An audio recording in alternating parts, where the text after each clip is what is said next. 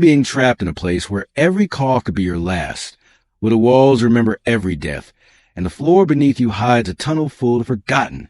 This is Waverly Hills, the place thousands went to die slowly.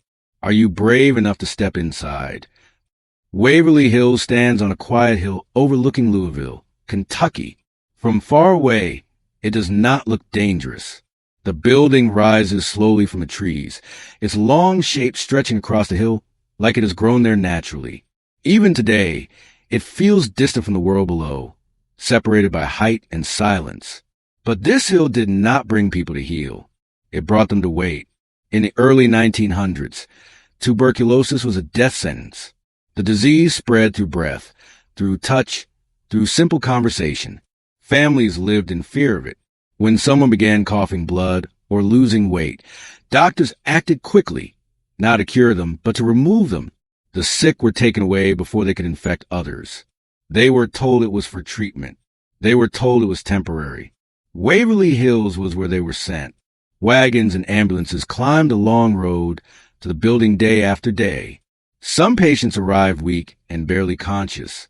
Others walked in on their own, carrying small bags, believing they would return home soon. Children were separated from parents.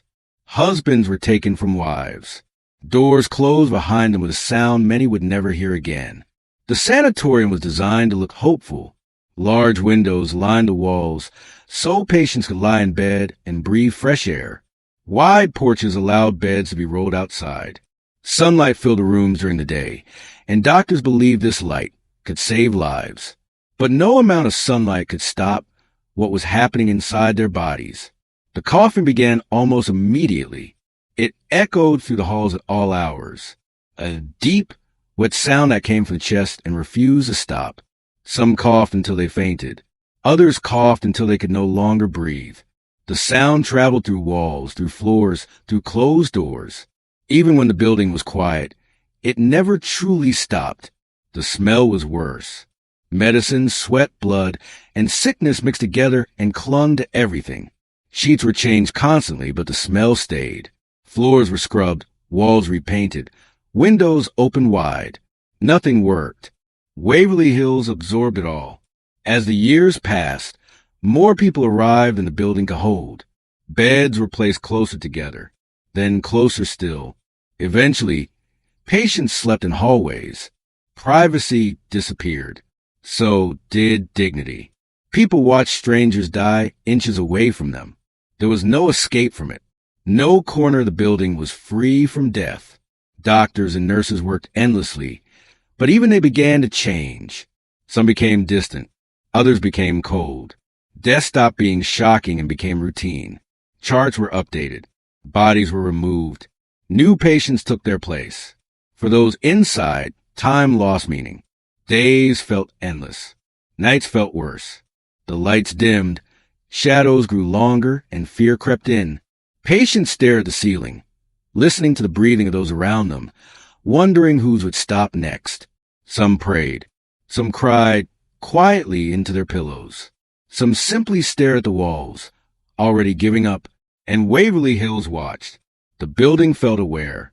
Patients later wrote that it felt like the walls were listening, like the hallways remembered every footstep, like the hill itself knew how many had arrived and how many would leave. Very few left alive. Those who did recover were sent home quietly, almost forgotten. There were no celebrations, no relief. They carried the memory of the place with them, and many never spoke of it again. For the rest, Waverly Hills became the final stop. They did not know it yet, but beneath their beds, beneath the floors they slept on, plans were already being made for what would happen when they died.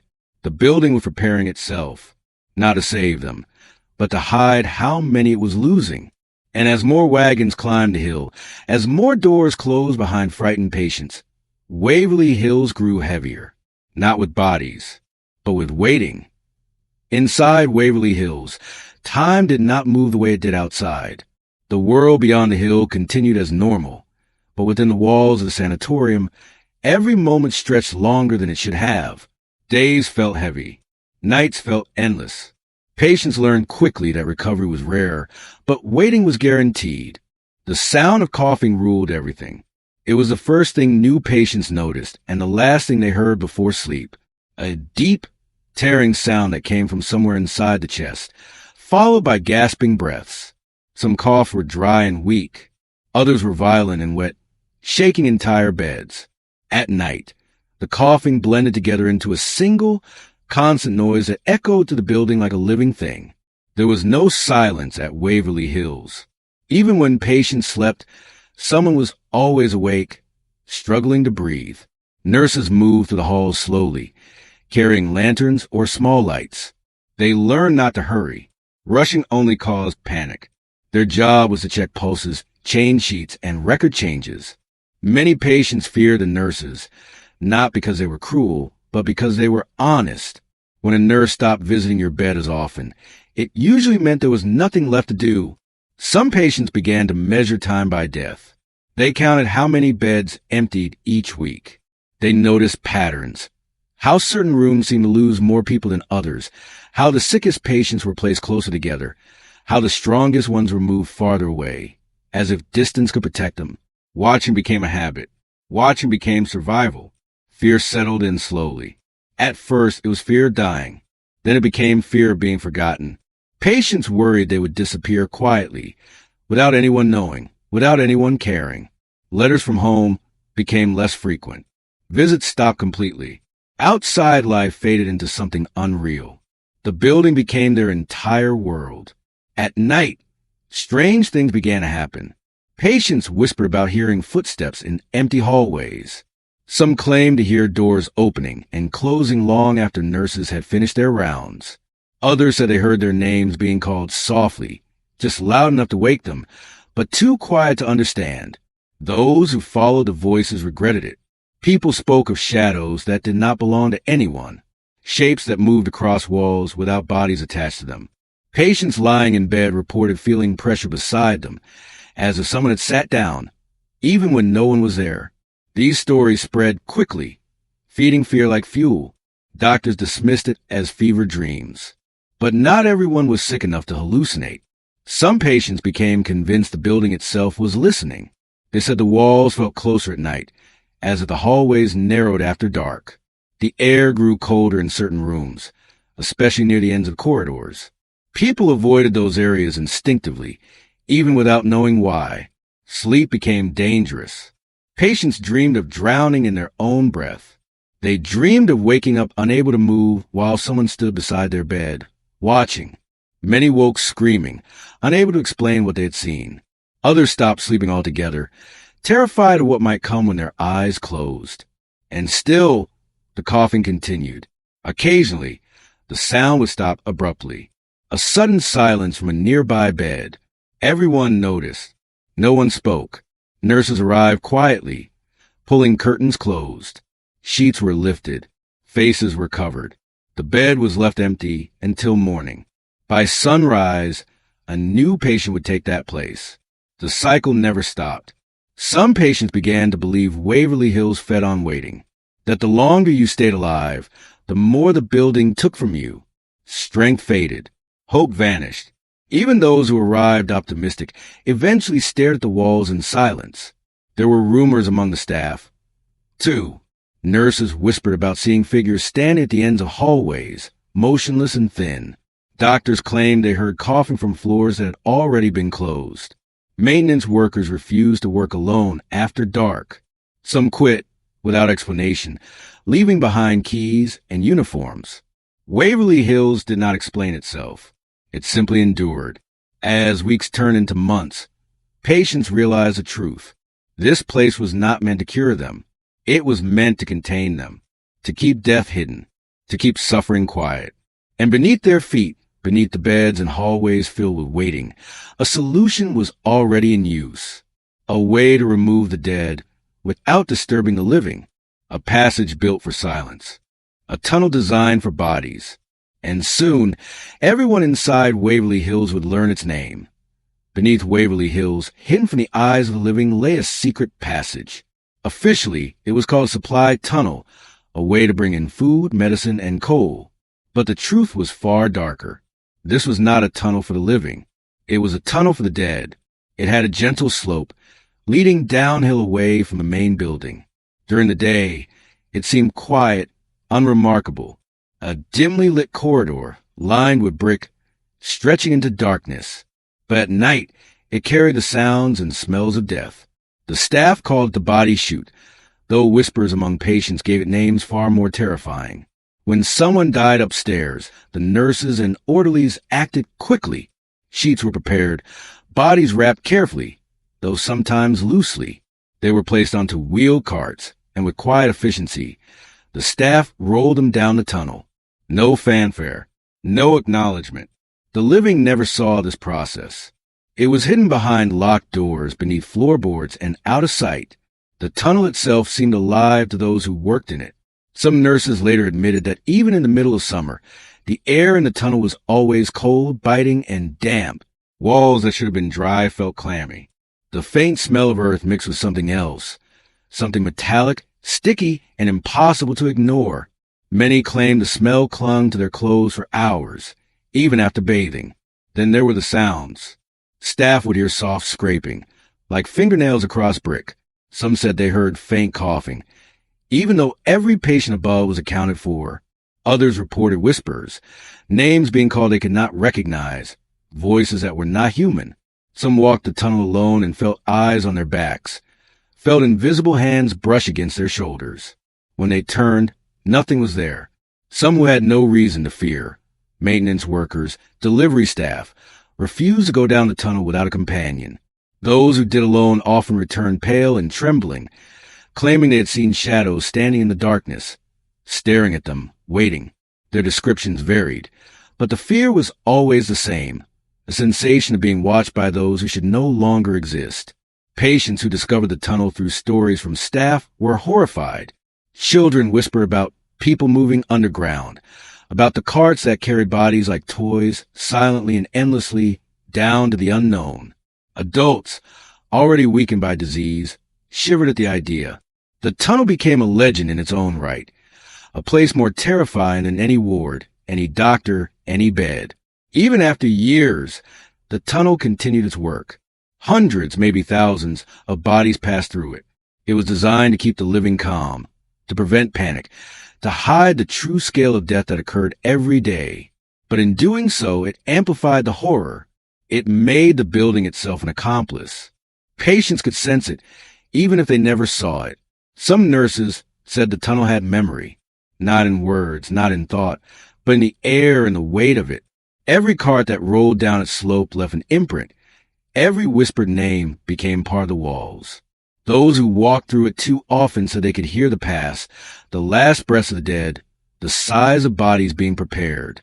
One orderly claimed that after walking for months, he began to dream of the tunnel even when awake, convinced it followed him home. There were stories of shadows in the tunnel, figures that emerged at the edges of lantern light. Staff reported catching glimpses of people, or something like people, standing in the darkness, perfectly still. When approached, they vanished. Some said these were spirits of patients who never left, unable or unwilling to move on. Others believed the building itself had claimed them, integrating them into its walls, into the air, into the stone and brick that lined the passage. It was not just a path for the dead. It was a mirror for the living. Anyone who spent too long near it began to see reflections of fear. Coughing echoed too loudly. Lanterns flickered in time with imagined heartbeats. A person's shadow seemed to stretch, grow thinner, almost human. Some staff refused to speak of these things, claiming silence was safer than discussion. Others swore they had witnessed the dead rising from the carts, walking just behind in the shadows, disappearing when glanced at directly. The tunnel also had a rhythm. It seemed to work on its own schedule. Staff noticed it most at night. Carts moved when they should have been empty. Cold drafts appeared where no door was open.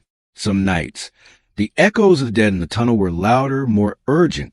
Nurses called these nights restless, when it felt as though the dead were demanding attention, forcing recognition for the lives that had been silenced. Patients eventually learned to fear the ground beneath them. Even from their beds, they could feel the presence of the tunnel. Some swore they could hear the soft scraping or feel vibrations, though others claimed it was only their minds reacting to the building's weight, to its history. Yet no one dared deny the feeling. The tunnel beneath Waverly Hills was alive, and it was waiting. And this waiting was more terrifying than death itself. Because here in the darkness, the line between the living and the dead blurred. The building ensured that nobody truly escaped the influence of those who had already passed. The walls of the tunnel absorbed despair, anguish, fear, and breath. It remembered. It waited. And those who walked too close risked joining it, body, mind, and soul, forever. The tunnel was Waverly Hills' secret, its heart, its most honest representation of what the place was really for. Not treatment, not hope, not healing, but hiding, moving, remembering, counting. And in the quiet, beneath the floors of the sanatorium, the dead were never alone, and the living were never safe. Waverly Hills did not end with tuberculosis. Even after the sanatorium officially closed, the building seemed to resist peace. The heavy doors shut on the dying and the living alike, but silence never truly came. In the years that followed, those who entered found that the air inside carried memories of every cough, every scream, every last breath that had echoed through the halls. The building was reused as a nursing home. Officials hoped to bring life back to the empty wards, but those who worked there quickly discovered that Waverly Hills had not forgotten. Staff reported hearing noises where there should have been none. Footsteps echoing along the hallways, the rustling of sheets in empty beds, doors creaking open on their own. Residents, often too weak or too old to notice the ordinary, became frightened. Some refused to sleep in particular rooms. Others wander hallways at night, crying quietly, unable to explain why. Even the strongest employees felt the weight of the building. One nurse, who spent only a single week on the upper floors, reported feeling as though something unseen was brushing her shoulder as she passed. She said the feeling followed her all night, and when she returned the next day, she refused to work alone. Others reported shadows in the corners of their eyes, figures standing silently at the end of hallways, watching, disappearing when directly looked at. Eventually, the nursing home experiment ended. Residents were relocated. Staff quit in frustration or fear. Waverly Hills sat empty once more, but with abandonment came a new, darker form of life. Without humans to occupy it, the building began to seem aware, almost sentient. It breathed through the ventilation, whispered through broken windows, and claimed the attention of anyone daring enough to enter. Visitors began to arrive. Paranormal investigators, urban explorers, and the curious who wanted a glimpse of one of America's most infamous locations. But Waverly Hills did not welcome them. Some reported hearing coughing that was not human, not belonging to anyone present. Others spoke of sudden cold drafts, far colder than the winter outside, following them down empty hallways. Door handles would jiggle in their hands. Lights would flicker, then go out entirely, leaving explorers in darkness. Certain rooms became infamous. One was said to carry the laughter of a child at odd hours. Another made visitors feel sudden panic, as if the air itself pressed against their chest. Guards and security officers were assigned to check the property regularly, but many quit after night shifts. Some refused to return, claiming that the building's presence was too strong to ignore. Equipment failed inside. Cameras stopped recording. Audio devices captured voices no one could hear at the time. Some of the most disturbing stories came from people who stayed too long inside. They said that Waverly Hills did not simply haunt spaces. It entered minds. Visitors dreamed of patients lying in endless rows of beds, coughing endlessly, faces pale and hollow. They woke to find themselves trembling, sweating, unable to recall where reality ended and memory began. A few claimed they heard whispering in rooms where no one was staying, voices that repeated their own names, soft and deliberate, as if the building itself knew who they were. Even outside the walls, the influence of Waverly Hills lingered.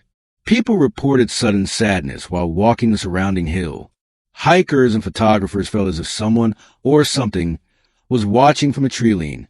Animals avoided the area. Locals spoke of an unease that would descend without warning, a weight in the air that seemed older than anyone could remember.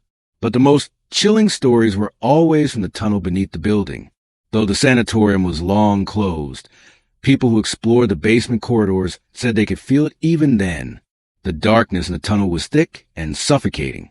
Footsteps echoed in impossible ways. Faint breathing brushed against the necks of the living. Some claimed that once they entered, something followed them, silently keeping pace behind, just out of sight. Many explorers would leave quickly, terrified, unsure whether what they felt was real, or if the building had decided to claim them for itself. The horror of Waverly Hills after its closure was not limited to the physical. It was psychological. Visitors described sudden feelings of dread and hopelessness. Their hearts would race for no reason. Some were overcome with grief, crying uncontrollably, unable to explain why. Others reported feeling watched, or that invisible hands lightly pressed against them. Sleep became difficult afterward, filled with dreams of endless beds, coughing, shadows moving silently down corridors, and glimpses of bodies wrapped in sheets rolling toward the unknown. Those who returned home carried the fear with them. The memories lingered, haunting the mind long after they left the hill behind. Dreams were invaded. Everyday sounds, footsteps on stairs, the rustle of sheets, became triggers for panic. Some swore they could still hear coughing echoing from the far corners of the house, as though Waverly Hills had followed them, insisting they remember what it had witnessed. Even today, the building is a site for tours and paranormal investigations. Lights are installed. Signs describe its history. Guides tell the story of suffering, of patients who came seeking hope and found only waiting. But no sign, no guide, no light can explain the feeling of stepping into Waverly Hills. The building remembers. The air carries history. The walls, the floors, even the hill itself, none of it is empty. For those who enter, the final terror becomes clear.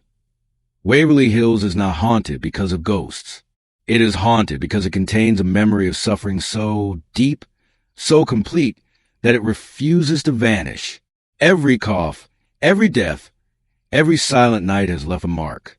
And those who step inside, even long after the sanatorium closed, are reminded that suffering does not always end. It waits, patient and eternal, in the walls and the shadows, in the very air they breathe. Today, Waverly Hills stands empty, at least it appears empty. Visitors come for tours, curious about the stories of the sanatorium. Paranormal investigators enter with cameras and recorders, hoping to capture evidence of the supernatural. But what people feel inside cannot be fully explained. The building does not rely on ghosts or shadowy figures alone. Its power comes from the weight of history, the accumulated suffering, the countless deaths that took place behind its doors. Step inside, and the first thing you notice is the air. It is heavy, almost sticky, filled with a presence that is impossible to name. Some describe a faint smell of medicine and earth, though others say it carries a metallic tang, like dry blood. The silence is deceiving. You can almost hear the whispers of the past in the walls, the last breaths of those who died, the faint rustling of sheets, the coughs that never truly stopped. Visitors report strange sensations immediately. A sudden pressure on the chest, a cold draft that seems to follow them through the hallways, the feeling of being watched. Many say they can hear footsteps just behind them, echoing in empty corridors. Some swear they hear their own names whispered softly, though no one else is near. Certain rooms are infamous. One room is said to echo with the laughter of a child. Another floor, the uppermost ward, fills visitors with sudden panic, making it difficult to breathe. Tour guides warn guests to be careful, but signs and warnings are not enough. Many who enter report that the building's presence lingers long after they leave. Their dreams are invaded. Their nights are restless. Ordinary sounds in their homes, footsteps on stairs, a creaking door, suddenly become terrifying reminders of the sanatorium. The most disturbing reports come from those who stay too long inside. Some paranormal investigators speak of being followed by unseen shapes, thin and shadowy figures that disappear when observed directly. Others describe hearing coughing in rooms where no one is present, soft, wet, and unending. One photographer recalled that while capturing images in an empty hallway, a faint figure appeared in every photograph, always at the far end, watching. None could identify it. Even people who do not enter the building report its influence. Hikers on the surrounding hill often feel sudden unease, as if invisible eyes are upon them. Animals avoid the area entirely.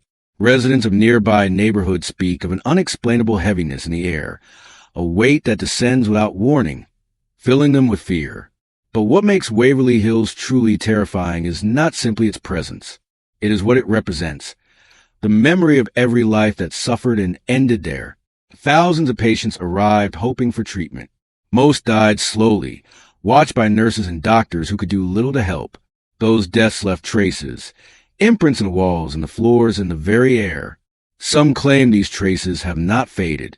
They linger, waiting for anyone new to step inside.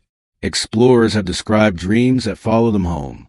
Endless beds lined with patients coughing and wheezing. Hallways that stretch farther than possible, ending only in darkness. Shadows moving just beyond the edge of vision. Some wake screaming, covered in sweat, feeling a presence pressing against them. Others find themselves awake at odd hours, staring at empty corners of their rooms, convinced someone or something is there. Even those who enter for curiosity alone are not safe. Many leave with subtle changes. Anxiety grows. Sleep becomes difficult. Fear becomes a constant companion.